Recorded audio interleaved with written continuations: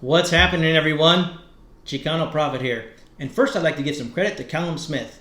Finally, somebody had the stones to step in the ring with the great Canelo Alvarez. You know, it used to be that back in the day, people would actually line up to fight the face of boxing. Only it was a little bit different back then. I mean, yeah, the face of boxing would beat you, but you wouldn't get beat down. And these days, now that Canelo doesn't have to cut any weight, and he's got that 100% KO ratio at 168 and above, it's starting to get scary. So props to Callum Smith. I'm sure he thought about it, discussed it with his coach. You know, he spoke to his little brother, Liam Smith, about it, who's already taken his ass whipping from Canelo. And Liam probably told him something like, "Look here, Callum, with the way things are going, you're probably going to lose that belt sooner or later anyway.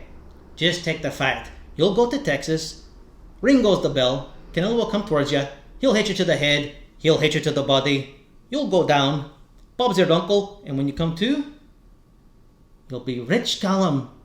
You might be pissing blood for a fortnight, but you'll have all that money." Money indeed.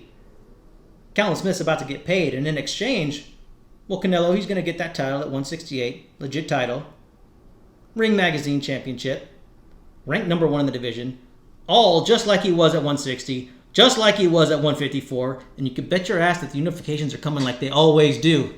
Man, feels good, don't it? So there are no losers here. Oh, I know the Jamal Charlo fans, they might be a little bit bitter. I think that they thought that 2020 was finally going to be that year where Jamal Charlo got more accomplished than Canelo. But Canelo found a way to just slide right in there, didn't he?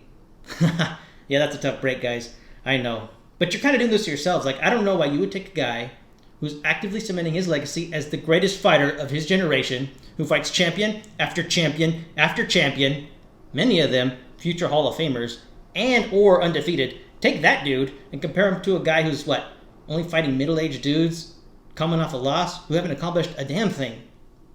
I mean, come on, guys. There's a reason Jamal Charlo is still an undercarder. But I have something for you guys, too. A little bit of a silver lining. Check this out. If Canelo Alvarez, the middleweight champion of the world, decides to permanently campaign at 168 pounds, well, that would put Jamal Charlo at number 2 in the division. So, number 2, single belt, just like he was at 154. Yeah, that's about it. It's kind of thin. I mean, there's no unifications or anything like that. I mean, Canelo's got a lot of unifications. Shit, with Canelo, I didn't even mention his 175-pound belt. I didn't even mention his lineal statuses. I mean, I am now, because I can. But shit, man. I don't know what to say. This is starting to get embarrassing. Let me backtrack a little bit. All I'm trying to say is that, you guys are winning too. And all Jamal Charlo has to do is what Jamal Charlo does best. Absolutely nothing. So props to you guys. Hey, I even got something for the haters.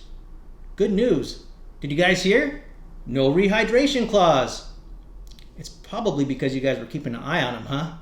Because it's always something with Canelo. And he would have got away with it too if it hadn't been for you meddling kids. I think you guys need to lighten up a little bit. I think you should be grateful towards Canelo. Hey, yes, that's right, I said grateful. You want the sport to thrive, don't you?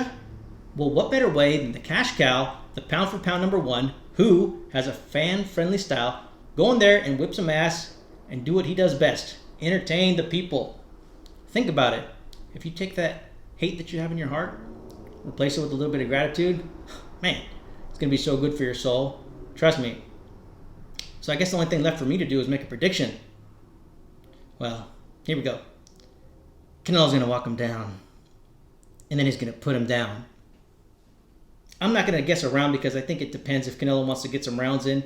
He might stretch it out like he did with Kovalev, or he might end it early like he did with Khan. We'll see, but it's going to be a great fight. Enjoy the fight, everyone. I'll see you on the other side. Until then, this is the Chicano Prophet signing off. Peace.